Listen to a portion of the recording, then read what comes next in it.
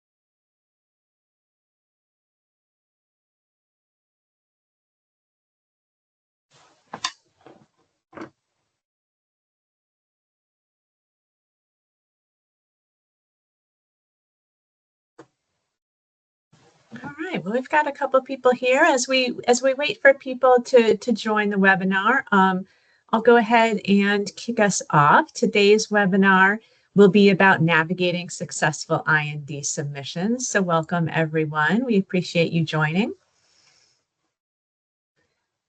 I'm going to go ahead and kick us off by introducing you to the Syner-G team on your call today.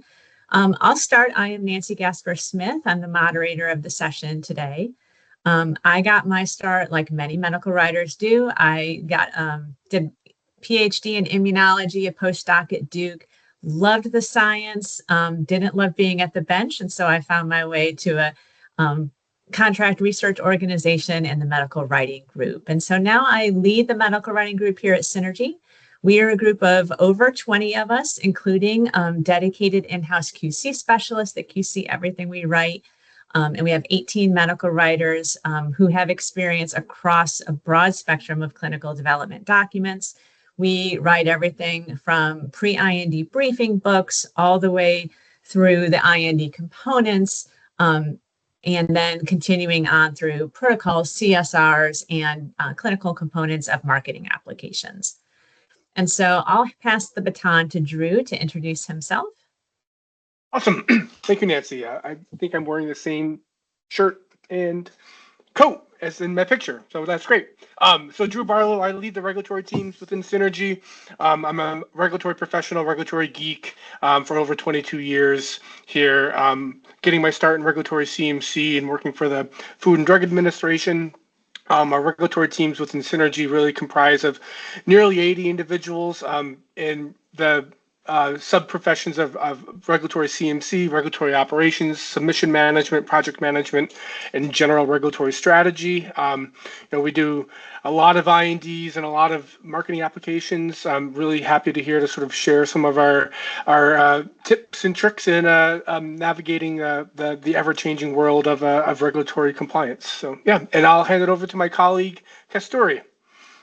Thank you, Drew. Greetings, everyone. Happy to be on the session talking to you about INDs. I am a medical writer at Syner-G, and I have been here close to 11 years, prior to which I was a researcher. I probably call myself a science nerd. I was mostly in the academia, stayed there very long before deciding to transition into regulatory medical writing. I obtained my PhD in biophysics and held research positions at Caltech, Duke, and UNC Chapel Hill. And my research was mainly on the pathogenesis of human diseases. And when I was thinking of what next, I was interested in drug development, and regulatory writing seemed to be a good fit. As a medical writer at Syner-G, I author regulatory documents of all flavors from early phase to late phase. I manage regulatory writing projects in various therapeutic areas, in addition to managing a small group of experienced medical writers. I have extensive authoring and project management experience in the world of INDs, the reason I'm on this webinar. And I consider this area of writing and consulting my happy place. Happy to be here talking to you about INDs. Handing it back to you, Nancy. Yeah, thank you, Drew and Kasturi. Next, I'm just going to quickly go through our agenda and some housekeeping. We'll be doing a 30-minute discussion thereabouts. Please feel free to ask questions at any time during that. You can submit your questions via the Q&A box, which is right to the right of the chat button. So we'd like you to use the Q&A button to ask those questions. We will share the presentation deck after the webinar, and a recording will be available on our website. If you do have any questions, you can email me. My email is there, nancy.smith@synergybiopharma.com. And then if I can't answer your question, I'll be sure to direct it to Kasturi or Drew or one of our many other subject matter experts. So I'm going to give a brief overview of Syner-G, and then we'll get into the heart of the matter today. So Syner-G has 3 core services that we divide up into science, strategy, and delivery. And so Drew, Kasturi, and I live in the Scientific, Regulatory, and Quality Solutions group. That includes CMC experts that can help with strategy and development and discovery sciences, regulatory strategy and consulting, which we'll dive into a little bit today when it comes to INDs. And of course, Kasturi and I live in medical writing group. And we also have a quality and compliance group. Strategy and transformation consulting can help sponsors with program and portfolio management, business transformation and business excellence initiatives, anything having to do with mergers and acquisition integration, and digital transformation, which can be extremely helpful if you're ever thinking about integrating AI into your everyday workday. That group can help consult on those matters. And last but not least, we have our technical operations and delivery infrastructure solutions. That group can help with GMP operations and engineering, infrastructure and systems, biomanufacturing, facilities management, and operational cost management. So that is Syner-G in a nutshell. We'll go on to strategies for streamlining your IND. And so this is, Kasturi is going to walk you through this slide and give you some tips and tricks on how to streamline. Thank you, Nancy. So when we talk about an IND, we think about the various modules that all the documents that are submitted as part of an IND application or NDA for that matter, where are they housed? They are part of the Common Technical Document, CTD or ECTD these days. And they are divided into these various modules that you see on the top of the slide, Module 1 through Module 5. The documents shown within these modules have several other documents.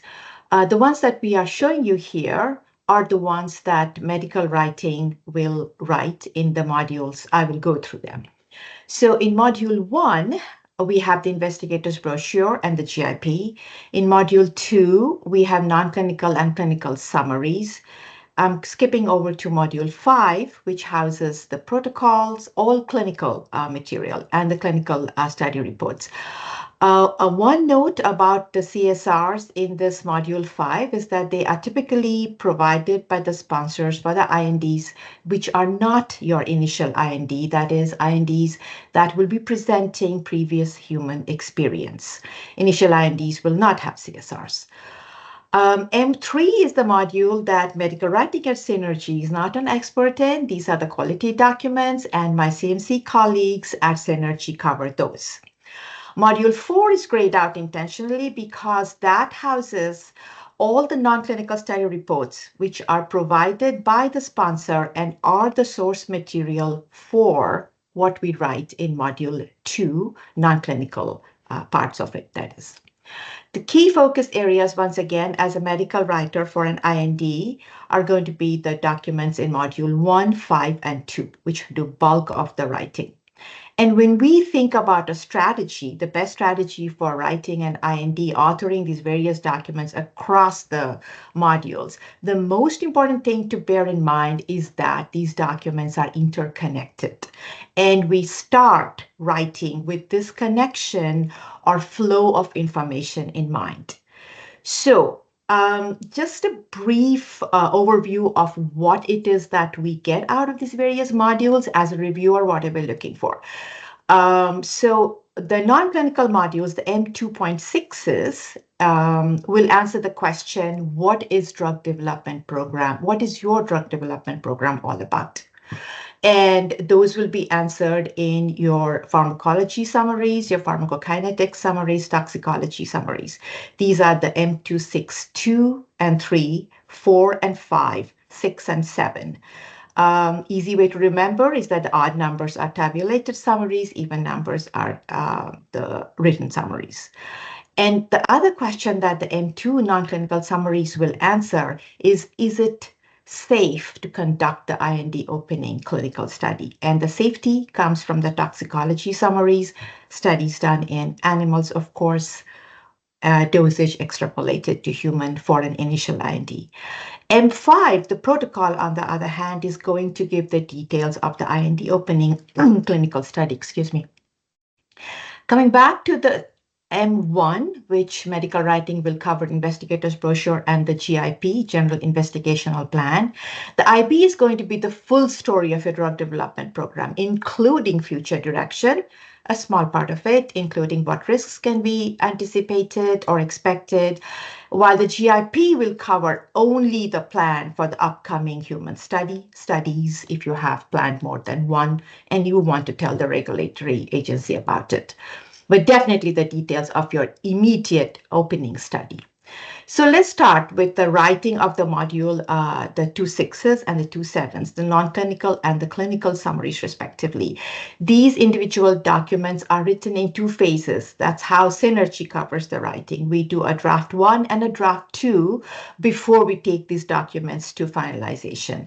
Keeping in mind that not all non-clinical study reports are ready at the same time at the start of the IND writing, Draft 1 could absolutely have placeholders for studies where the final reports are not yet available. Think the pivotal tox studies, for example, and that is totally okay not to have it ready.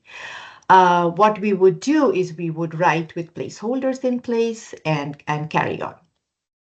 Non-clinical summaries are typically written summaries are typically completed before tabulated summaries. Once again, module 4 is your repository of all the source documents. Clinical summaries are written in parallel. Sources will be clinical study reports, sometimes modeling reports, and these are all provided directly by the sponsor. For an initial IND, once again, there are no M27 documents. The M26 documents will feed into the overview, non-clinical overview, module 2.4. The M27 documents will feed into the clinical overview, M2.5. Meanwhile, while these are being written, the protocol is being written in parallel because the information from the protocol is going to go into the IB and GIP and also the 2.5. So even if you don't have the 2.7s, it's an initial IND, you're still going to write a very abbreviated 2.5. Once the draft 1 version of the 2.6 is completed, that is when we suggest starting the IB. Because it's important that we don't do a parallel construction of the IB. And these are the strategies that we focus on. We do not do parallel construction of IB and the 2.6s because we want the key details of the studies to be aligned in the IB and the GIP. So even if a sponsor is like telling us, expecting us to start the IB at the same time, reports are ready, why don't you start? Not a good idea. Similarly, the GIP and the 2.5 also are going to get started once the protocol draft 1 has been completed. That is reviewed by the team, and at least they have seen what the first one looks like. The module 2.2, which is on top of the 2.4 and the 2.5, is a summary of summaries, a very abbreviated document, unless the sponsor wants a longer one, which of course can be done. And they are written towards the end of the timeline of the production. Finalization of these modules, we have to keep in mind that alignment and inter-document consistency is very, very important because changes in one will obviously affect changes in the other. So as we manage writing projects for INDs, the project manager on the medical writing team is constantly aware of, he or she is attending all the meetings, all the comment resolution, constantly aware of what changes are being made and are these changes being moved over to all the documents where they're applicable. So those are some of the key strategies for streamlining of the IND I wanted to cover in this slide. Back to you, Nancy. Thank you so much, Kasturi. Just want to pause briefly to see if there's any questions from the audience at this point. I am not seeing any questions, so we're going to move on to Drew's slide, and he'll talk about some regulatory considerations for INDs. Yeah, no, thank you. And Kasturi, yeah, 100% agree on a lot of the points that you were making there, especially, surrounding timely communications and having a dedicated project manager that's sort of involved with all the pieces. Because I think, really from the regulatory perspective and the consideration, obviously the IND is a regulatory document. Regulatory is involved with all the subject matter experts to bring the great science and data to fruition, and really some of that upfront planning, and then also really sort of education on the IND process and general regulatory concepts we find are really critical to newer, less experienced organizations and sponsors, where maybe there's a lot of individual knowledge from people from previous positions and lives that have come together, and a new sponsor that may not have the background or they have not successfully submitted an IND just yet, and really also understanding your type of compound, like what your compound is or the molecule, the therapeutic area, also helps sort of inform some regulatory decision making and could help streamline the IND process as you sort of move from discovery phase into the non-clinical sort of IND enabling to the actual IND submission itself. And again, you kind of see the obligatory that was on Kasturi's slide about module 1, 2, 3, 4, and 5, and how those 5 modules really they make up the content of an IND, and really not underestimating the number of interdependencies between those different modules from different from cross-functional groups. Kasturi did a really good job of focusing on the module 2s and how information from non-clinical and one module 2 or the clinical section would impact other module 2 sections, but also from the fact that CMC living in module 3, there's smatterings of that information that are needed to populate certain requirements within the module 2 non-clinical,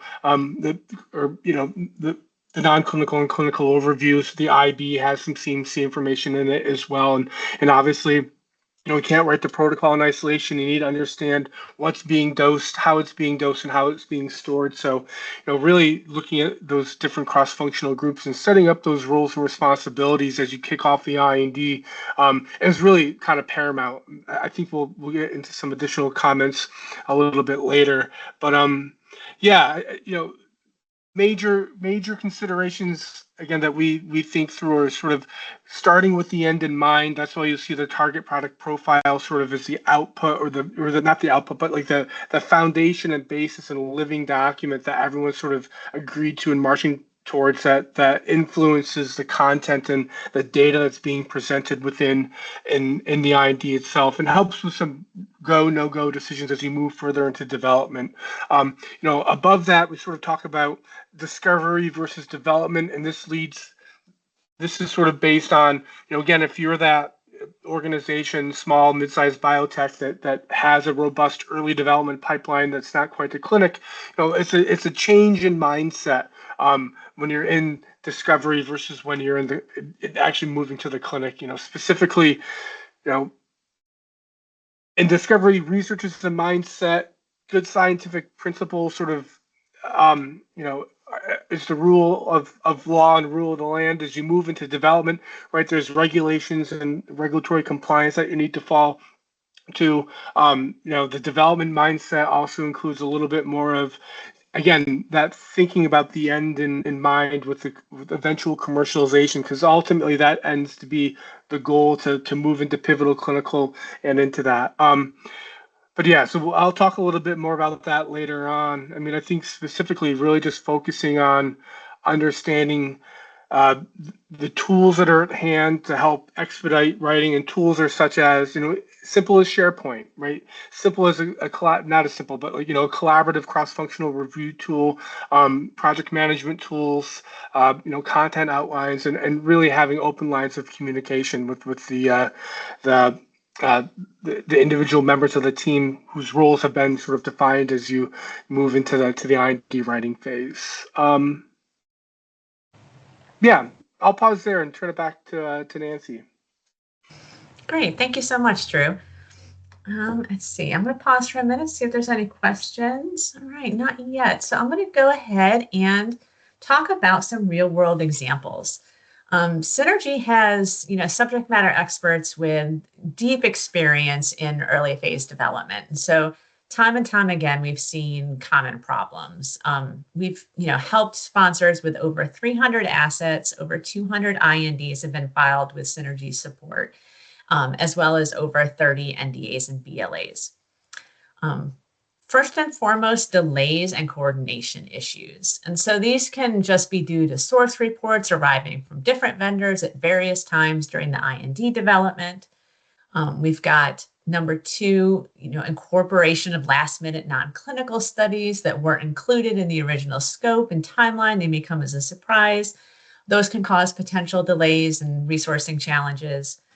Number three is managing late breaking or unexpected safety signals that may require additional investigation.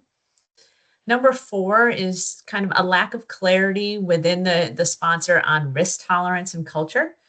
This can cause misalignment amongst those cross-functional teams, especially with regard to goals and how they're related to the company's therapeutic areas they're targeting, their product types. And this can, again, hinder collaboration and decision-making. And lastly, we have CMC expectations in the discovery phase versus the development phase, and the lack of understanding of current regulatory landscapes and therapeutic area landscapes for product and review division. So I want to go in and, start a discussion kind of about some common solutions that Syner-G has used to navigate these issues.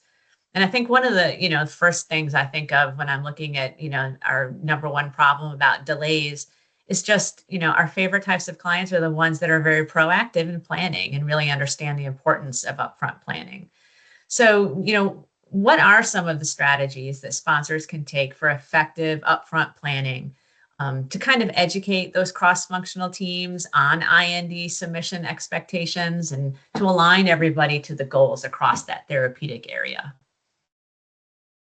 Nancy, I can get started. As a medical writer, starting on an IND project, much like every other project that we start, we highly encourage a whole team-wide kickoff meeting to start the project. And this meeting will have the sponsor team, the Syner-G medical writing, as well as regulatory and CMC, if we are doing the CMC writing also, and the project managers from all the separate entities involved, although there will probably be one overall project manager.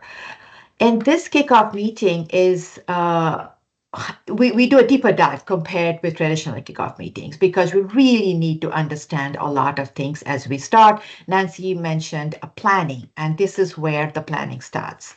So what do we start with? We want to know, we as in on Syner-G side, and sometimes it is useful to get the question asked so that even the sponsor side we'll start thinking about it. We'll sometimes remember some things they have maybe forgotten. The question is, what is the scope of the project? So how many reports do you have? I have been on INDs where last minute somebody remembered that they had a report. So, it happens. That's fine. It's great to start the discussion. We talk about the timeline. When do you want to submit the timeline? We, as Drew said, we start with the end in mind. We want to back calculate from there on the timeline. We talk about the availability and timing of the source material. When are your source reports coming in? We ask questions to expose the risks early. So your pivotal tox study is not coming in till very late. Your analytical validation methods are not coming in till very late. And that's okay. As I mentioned, we write draft one with placeholders. That is not a problem. We just need to know and plan. At this kickoff meeting, Syner-G Medical Writing and other Syner-G colleagues will also impress upon the sponsor team the interdependence of the various modules that I took you through and the best practices of for planning the creation of these various modules.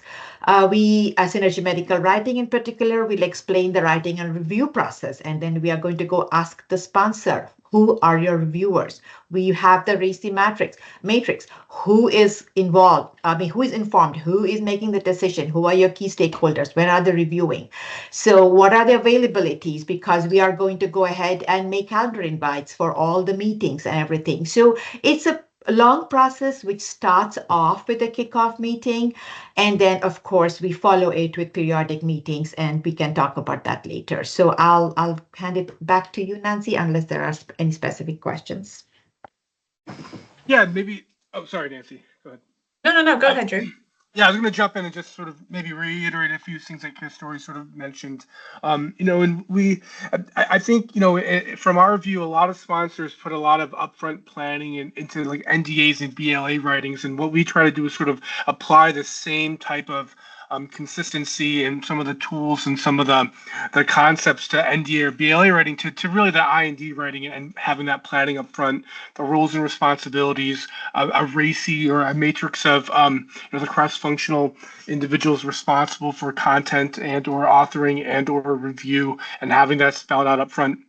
And really communication is sort of the key here about why is something delayed? Something is delayed because the source report's not coming in. And, we obviously do our best on those INDs to sort of plan accordingly and build a content outline that's realistic, that's going to meet your submission date. And obviously, I think one of the key words that we find is trying to have people be flexible with the review schedule or with the authoring schedule or with the source timing, because this is the first time we're doing this with this as an IND, right, with this particular compound and maybe some of the individuals there. I think I'd be remiss to say that, really having a strong internal leadership and that's actively championing cross-functional teamwork and really sort of reiterates the clear communication is really of strong value to help the collaboration. You're kind of in the trenches together to get the IND done, so there's multiple places there. So yep. And then really things as simple as standardizing documentation and nomenclature. As you move from the different modules and making sure that you're calling the compound or the certain entity that that is the test article within the IND, in a manner that is consistent across all the different modules. You want to tell a single story, and each module sort of builds upon that story that this product for an ID is safe. That not so much worried about efficacy at the moment, but yeah. We talk a little bit about some of those predetermined tools that are best used internally or externally with different vendors and consultants, and thinking in mind like what people have access to versus what you may need to implement to ensure proper communication, getting the job done. But definitely the kickoff meeting is one of the most important things here. So yeah. Yeah. Cool. Thanks, Drew. And I would say too that, in the medical writing world, we always have, multiple different authors on our project, but it's always being reviewed by that one project manager. And I think, our QC specialists just do a fantastic job of really enforcing that consistency in nomenclature across the submission. All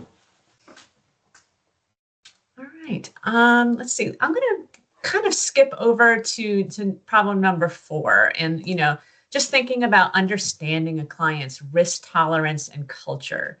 So how can sponsors assess their risk tolerance and culture to enhance that decision-making process across cross-functional teams and really streamline the whole process? Yeah, maybe I'll start there because that's something that we've sort of talked about in the regulatory side quite a bit. So what does it mean when we're talking about your risk tolerance and risk culture? And every sponsor and every every biotech or company tends to be, it's a living organism that has different culture and different set of values. And really understanding, again, the risk tolerance from a regulatory perspective equates to, do you understand the type of product or program that you're developing? What's the competitive landscape look like? Did you have a pre-IND meeting? Are you a company that's willing to sort of quote unquote push the envelope in terms of like data requirements or data needs, or more maybe innovative approaches that aren't necessarily specified by guidance? And if that's something that is of value to that organization, then there's certain things that you can do to obviously streamline INDs. Again, especially if you're an organization that is utilizing techniques or technology or approaches that aren't standard FDA or ICH guidance, and obviously, our strong emphasis would be have a pre-IND meeting to de-risk a lot of those activities. And then again, back to the idea of like risk tolerance. Like, are you an organization that's okay with minimum data sets that then may result in questions from the agency that you then have to respond to in quick fashion? And also understanding the risk tolerance of the agency when it comes to sort of the review of their application and the review of those data sets, because obviously on both sides, sponsor and FDA, you're not going to compromise patient safety, especially in an initial IND here. So there are considerations like, are you going to normal healthy volunteers as that first population, or are you going directly into patients with a lot of oncology programs? And again, also understanding that, as I mentioned before, like the landscape and maybe the competitive landscape and the landscape from a regulatory perspective of other treatments or indications that are sort of being fulfilled by the product that you're looking at. And that sort of helps to influence what that risk tolerance could be, again, from FDA side or from the sponsor side at all. So some thoughts on that. Happy to talk more as well.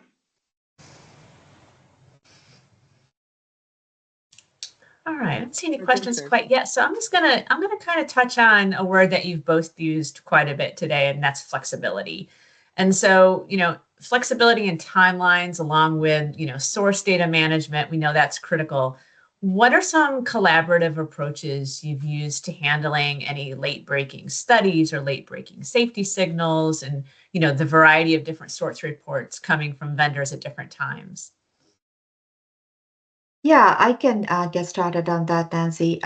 Excuse me. So, flexibility being the key, and the not so much maybe even the expectation, but definitely the knowledge that things will not go according to the first timeline you ever drafted. We First thing is we draft a timeline which includes the flexibility. At the kickoff meeting, we have heard that, okay, we are expecting a report, some reports late. We take that into account. We build in dead space in the drafting of, let's say, a protocol or a module, a talk summary, a written summary, and that takes into account all of that. And then they could be like, oh, we need to do another quick study, and that's not a problem. So what we do to be flexible is we keep a close eye, very close eye on the timeline, because a timeline shift will have such a domino effect because of the interconnectedness of the document that we cannot change a single day or two on it in a tight timeline. And remember, everybody wants to submit the IND as fast as possible. And then 2 days shift will then change a roundtable or a common resolution meeting, then that will, affect something else. So we are the project manager being constantly in touch with the sponsor side is very, very necessary. Sometimes we communication, we have harped on communication. That is very important. And finally, collaboration is very, very important.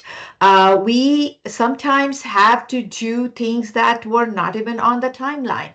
Maybe we add a last minute paragraph or a table of a late breaking study. And you know what? There was no time built in to review that, and that's okay. Who are the most important people on your side as a medical writer? I would ask, who needs to review these data?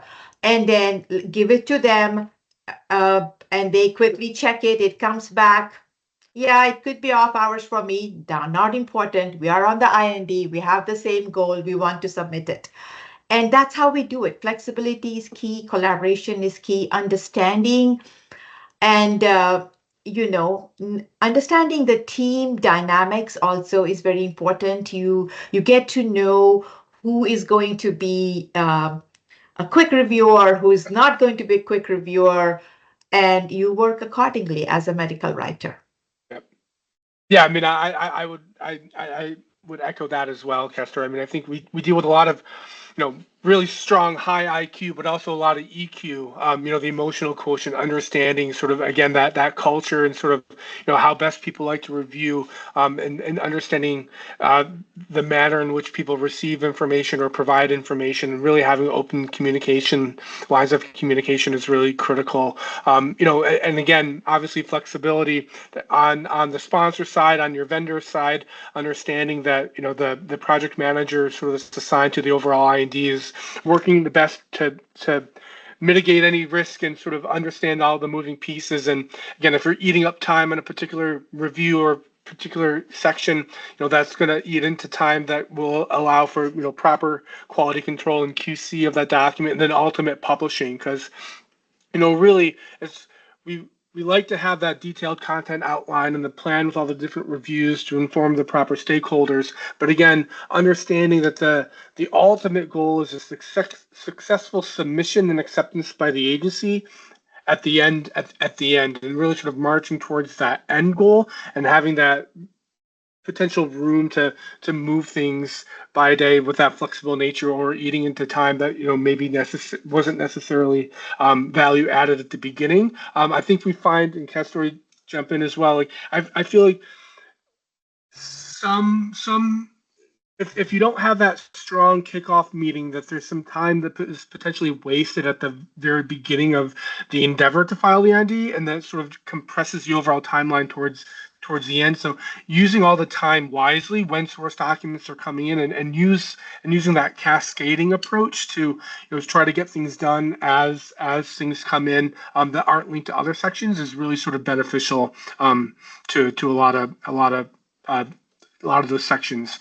I think on the CMC side, we do sometimes a lot of authoring at risk. I think Castor, you mentioned that as well. Authoring at risk basically means like, maybe we have draft data or maybe incomplete reports or incomplete data to start beginning to populate certain sections, but we can't necessarily close that section till one piece comes in.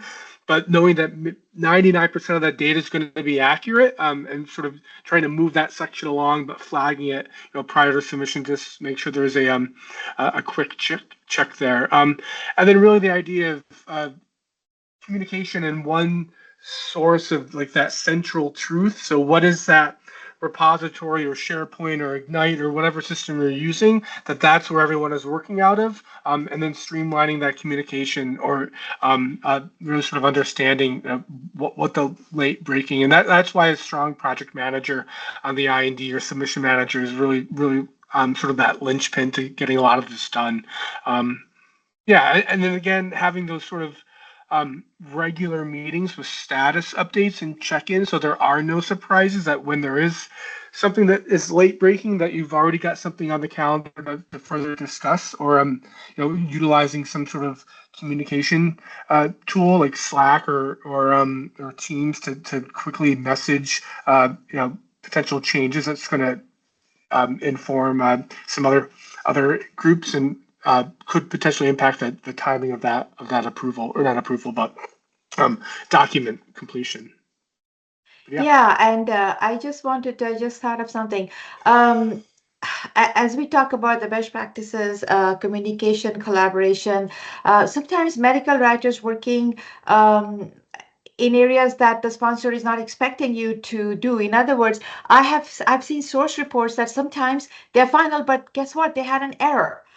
Yep. And, immediately as a medical writer, because we're writing off those source reports, flag to them that you have a mistake in this. Yes, it's final, but just know that there's a mistake. So keeping an eye open for everything is just very important. And as medical writers, we are just so like, we insist on checking and rechecking and cross document intra and inter document consistencies and alignment, that our eyes are naturally drawn to that. And I have had experiences where the synopsis of a source report, the numbers, concentrations didn't match the data below in the report. I'm like, one of them is incorrect. Please tell me which one. And I think I know which one because I have the raw data in the appendix, but I need you to confirm. These are Yep. important things because those data are, going in. And as a reviewer, they will only read the synopsis and you had the information incorrect. That's a problem. So having a good dynamics with the team as being on the CRO side, I have found it to be really, really beneficial to work on an IND project. Great. Yeah. Thanks, Kasturi Thanks, and Cecily. Drew. We've got a question from the audience. So I'm going to go, it's a two-part question, so I'll start with the first one. Can you please provide a benchmark for how long the IND process would take from kickoff to submission and also from the last data received to final submission? I can go Yeah. through and that, yeah. Yeah, go start. So, okay, depends on the scope of the IND. When we talk about the scope, we want to know when we first talk to a sponsor / client and they want us to support their IND, the first question we ask is how big what's the scope of your IND? And what we mean is first of all, is it an initial IND or not?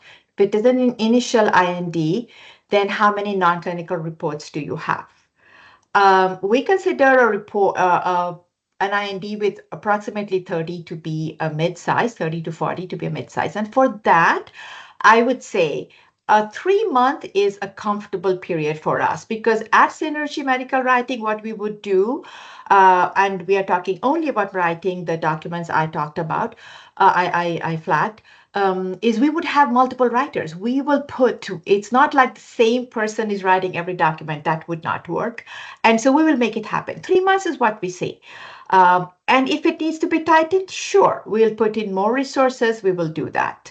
As for the second part of the question, how the time between the last report and the submission, well, we are going to keep writing, holding that placeholder, right? And I'm thinking that your very last study typically would be a tox study, would be a GLP pivotal tox study. That is typical. Because those are the largest of the studies. Now, if you had a small MET ID or non-clinical, a drug-drug interaction study, those are short studies, not a problem. Big ones, we will keep writing off the draft. So the question I would ask is, when would you have an audited draft of your GLP study available? I, as a medical writer, would feel pretty comfortable writing off the audited draft. And then what we would do is we would wait for the final report to do our final QC, our quality control check of the data. And how soon can we do it? Well, once again, it depends on whether we are publishing or not. If we are publishing, we are very used to, because we work in such a collaborative fashion, is having what we call a rolling publishing. So we will know that one document, well, unfortunately, the pivotal talks will define your dosage, right, Drew? You're thinking about It's that. pretty big. Yes, it's pretty big. It'll go into everything, your 2/4, your IB, your protocol, everything. So we could still do it. It will be hairy at the end, but you know what? We have done it. It may be a couple of weeks. Would you say, Drew, from the last study? Yeah. Yeah, I mean, so I agree with that. I would say, 3 months is fantastic. We have 3 months to write it in. I think that's pretty typical.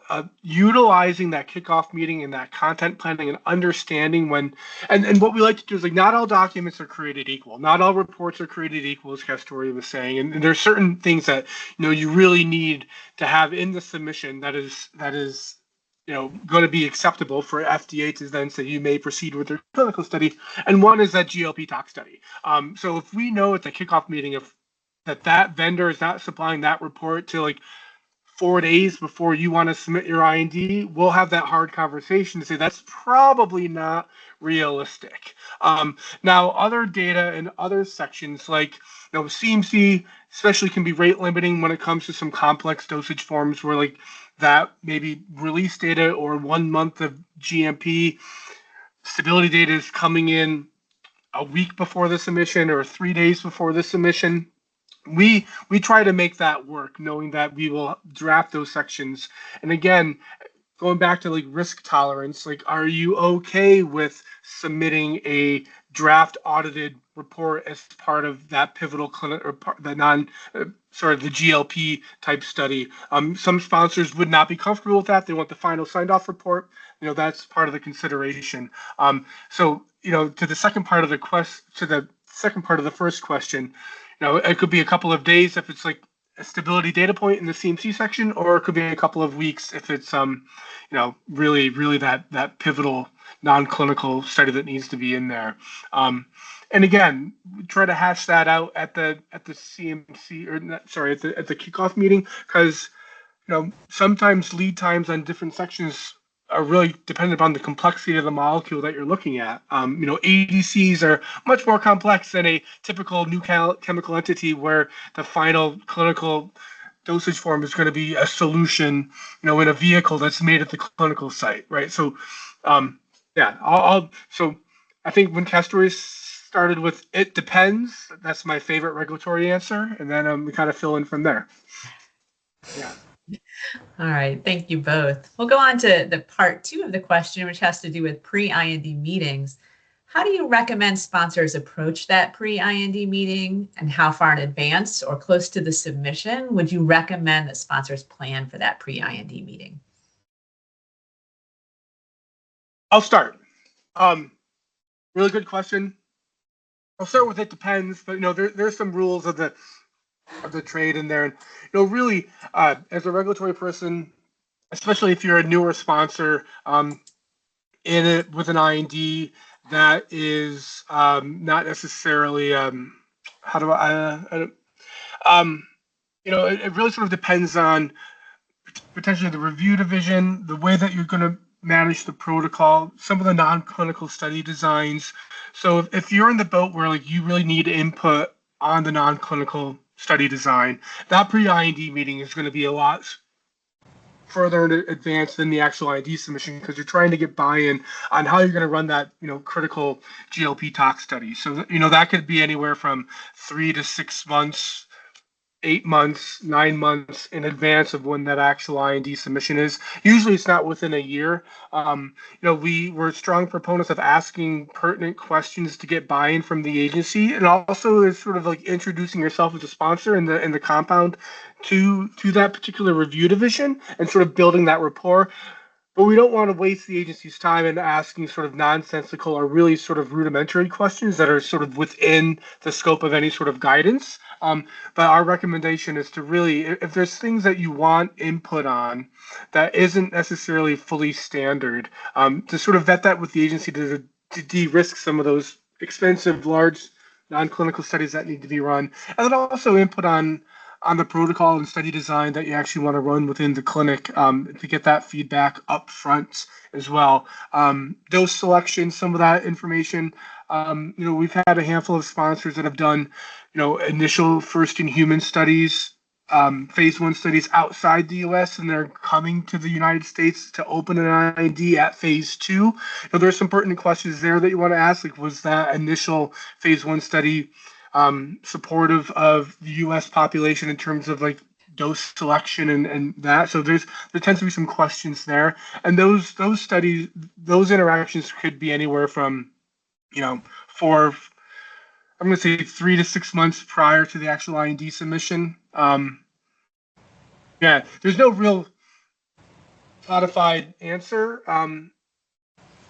Right. Yeah. Yeah. And of course, it depends on the complexity of your program, right? If you have an oncology program and you're of course, you're not doing a, excuse me, healthy volunteer study, then you have to be very sure that your protocol is robust and you might have a question about that protocol.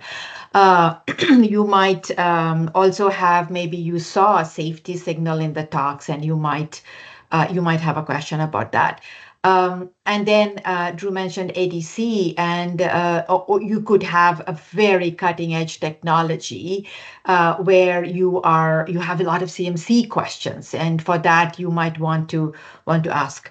But what I wanted to mention is I was on an IND at one point in my life as a medical writer, where they paused the IND writing. To answer your question, when should it be done? They actually did the pre-IND while they paused because they got a signal from their tox study in dogs that they really had to get clarification. So they paused the IND, they quickly, and they came to us and, can you quickly write the pre-IND briefing document? Of course we can.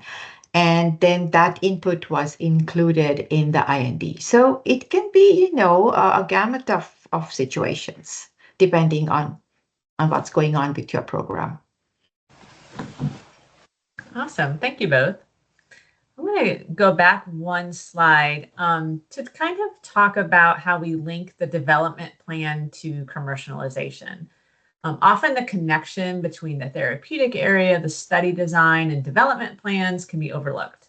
So how can sponsors leverage the TPP, or the target product profile, to guide their discussions and really align the team on that submission? Yeah, I mean, I'll take that because we did a Ask Me Anything a couple of months ago on the more CMC product development focus, and something that we talked a lot about in that, and I'll say it's one of my soapboxes, is the use of the quality target product profile when it comes to sort of the module 3 and CMC development.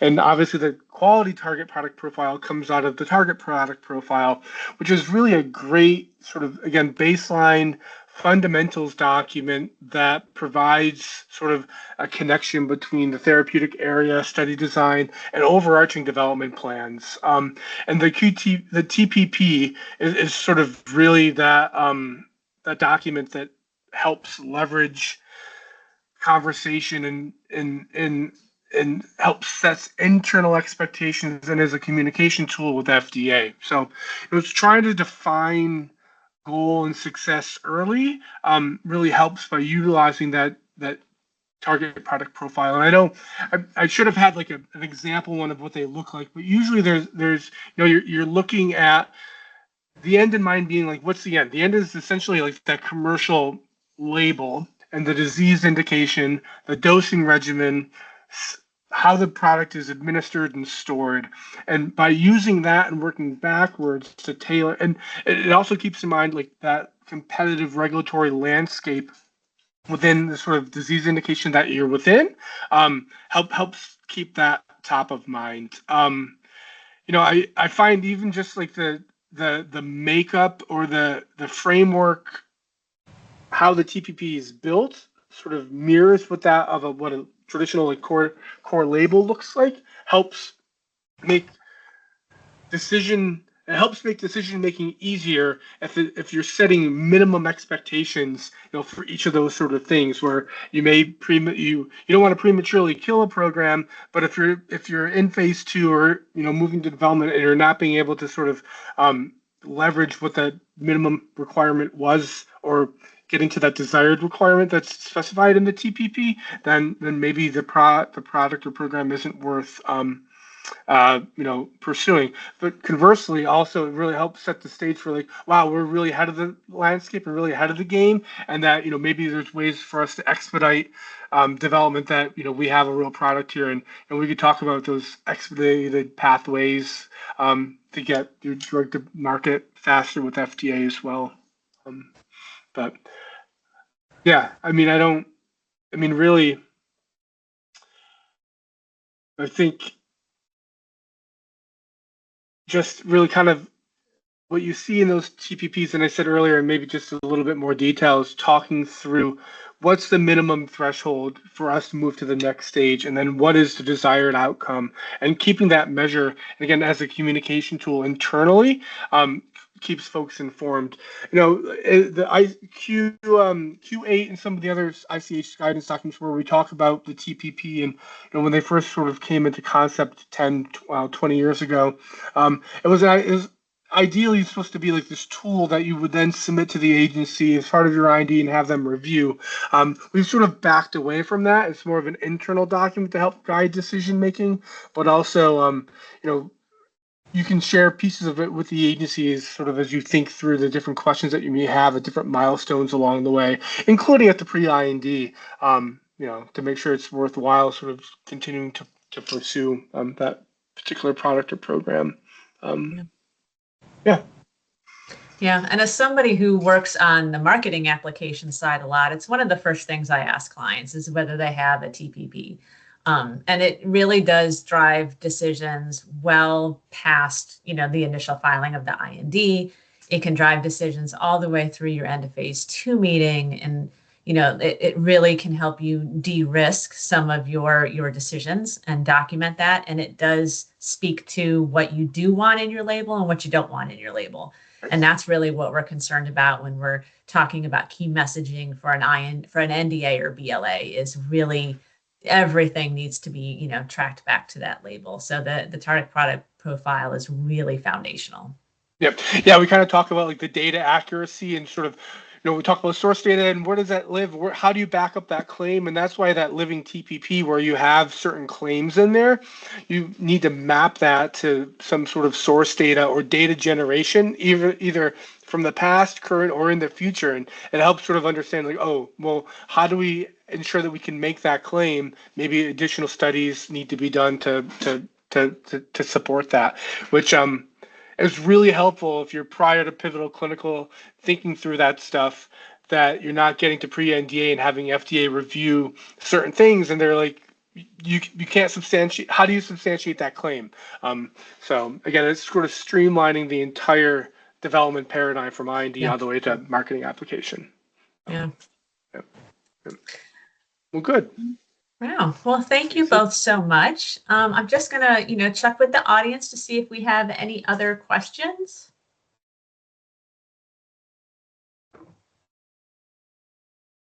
All right. Well, I really want to thank everybody for participating. My email is up on the screen again if you have any questions. You will be mailed the presentation and this recording will be posted on our website. So we really appreciate everybody joining. Thanks so much.